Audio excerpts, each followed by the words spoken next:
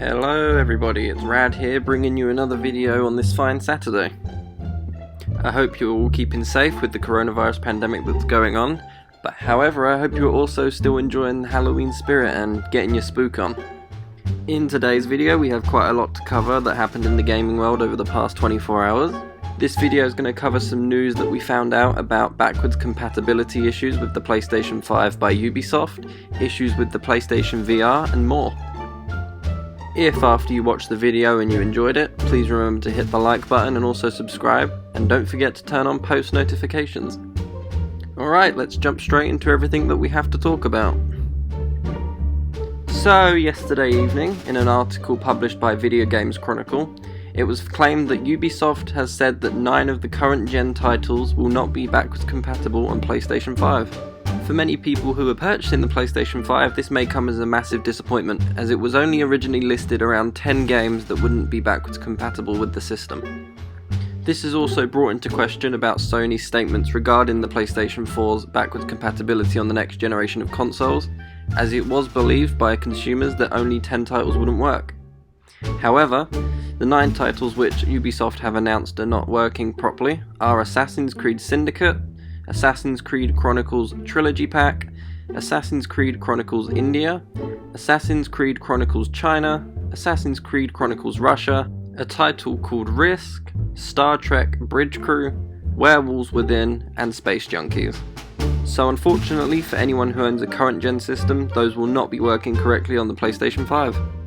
For those of you that are unaware, the original titles which Sony said were not going to work properly are DWVR, Afro Samurai 2, Revenge of Kuma Volume 1, TT Isle of Man, Ridge on the End 2, Just Deal With It, Shadow Complex Remastered, Robinson The Journey, We Sing, Hitman Go Definitive Edition, Shadwen, and Joe's Diner. Currently, Ubisoft hasn't clarified what is not working about the games on the next generation of consoles. However, it is speculated that it's due to subpar performance or they're just flat out not playable. However, Video Games Chronicle is trying to attempt to contact Ubisoft themselves, but they have yet to receive a response. I think it's great that Sony has attempted to make all PlayStation 4 titles work on the PlayStation 5. However, Xbox has said that they have got full-on backwards compatibility right from the new gen to the first gen. So I think Xbox may have actually won this in terms of backwards compatibility. However, I imagine there are quite a few games which aren't going to work very efficiently, because it's impossible to test all those titles in such a short space of time. For the games which are working though, it will be great to play them in 60 frames a second, as current gen systems max them out at 30 frames a second, which doesn't provide such smooth gameplay. So I am looking forward to playing older titles in 60 frames per second. Drop me a message in the comments section saying which games you're looking forward to playing on the next gen system. If you would like to read the article in more detail, I will include the link in the description. However, I will put a screenshot on the screen of this video, just so you can see what I'm talking about for reference. For this next segment of the video, I thought it would be a nice idea to include the PlayStation Plus titles that you will be receiving for the month of November. The 3 games which Sony have included for their PlayStation Plus subscribers this November are Hollow Knight Void Heart Edition, Middle-earth Shadow of War, and when the PlayStation 5 is released, you will be able to get Bug Snacks on day 1 for free. Depending on your region of when the console is released, this will either be November 12th or November 19th. For those of you who haven't been following the PlayStation 5 news very closely, Bug Snacks is an upcoming adventure video game developed by a studio known as Young Horses. The game revolves around an island known as Snacktooth Island, where the main premise of the game is to capture various different species, which over 100 of them are available, to complete the game. As of recording this video, the game is only available for PlayStation 5, PlayStation 4, Microsoft Windows and the Mac OS. In my opinion, I always find it very confusing when they only release titles on one console, especially if it's going to be available on Windows or Mac OS. It just doesn't seem logical to me. I don't get why they wouldn't include it, but hey, if it's an exclusive that will help Sony sell consoles, so be it. To keep the news concurrent about Sony, it has been announced that the PlayStation 5's VR capabilities will not be supported very efficiently. Between you and myself, I think this is because Sony is probably working on a second sort of headset for the console, as I imagine that the first one will prohibit the console's full capabilities seeing as the headset was released in 2016, I can't see it being very technologically capable with the PlayStation 5, so I do understand this. However, the article does go on to say this. Quoted directly from an article by Push Square, it goes on to say that a Sony statement which was sent to Upload VR has admitted a disappointing twist that the organisation admitted that in order to experience titles like Hitman 3 with the PlayStation VR headset, you'll be needing to play the backwards compatible version of the PlayStation 4.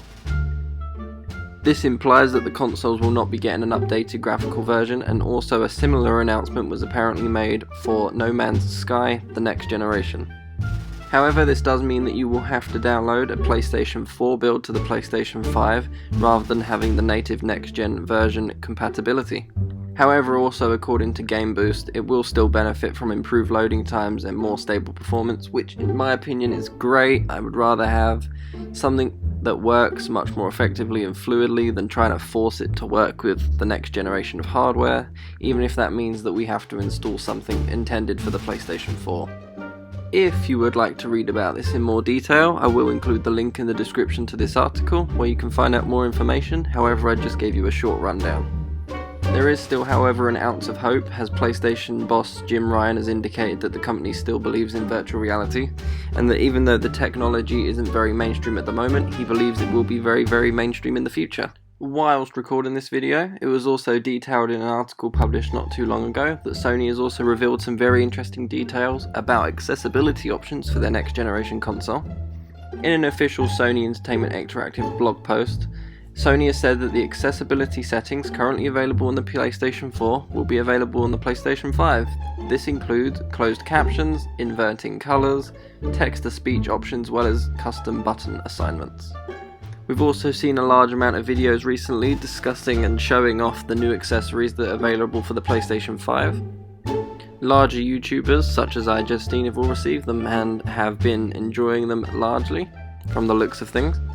Every major accessory includes the DualSense controller, charging station, camera, as well as an extra controller and the Pulse 3D headset.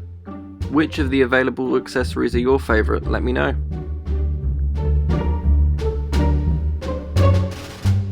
From all the video footage which we have seen, the console is gigantic. I mean, this thing is absolutely huge and mammoth size comparison compared to the Xbox Series X. I know for some people this is going to be an issue trying to fit this system into their home entertainment systems, largely based on the size. However, I think it's a great thing because it means that Sony has taken into consideration cooling as well as space very effectively. From the breakdown video which was published a few weeks ago, we could see that the majority of the console is actually taken up by a heatsink. Also, the usage of a technology known as liquid metal, which Sony has incorporated on the internals of the system to help cooling.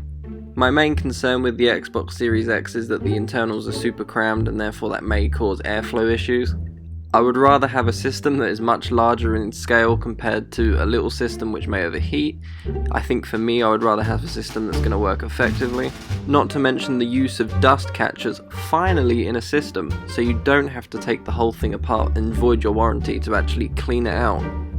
Also, can we just talk about how the side plates are removable? So cool, I can't wait to see what people do for customization. To keep the video balanced and fair, we will discuss the games that are coming with Xbox Live's Gold subscription for the month of November. Xbox have decided for the month of November that they will release 4 different titles.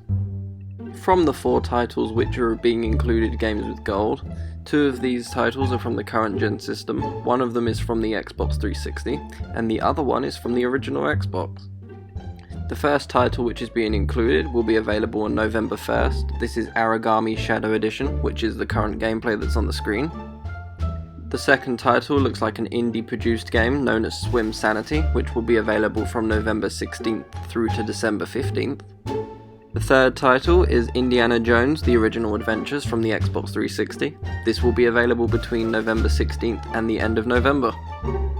And the final title which is being included is Full Spectrum Warrior, which will be available between November 1st and November 15th. For those gamers who are very obsessed with getting trophies, you are able to acquire 3000 gamer score from the 4 titles.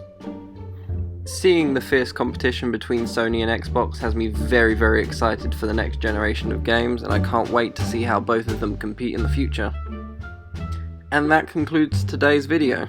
I hope you enjoyed it. If you did enjoy today's video, please remember to leave a like, and also subscribe if you enjoyed the video, and turn on post notifications so you receive an update of when I upload again. And I hope to catch you in the next video. Peace.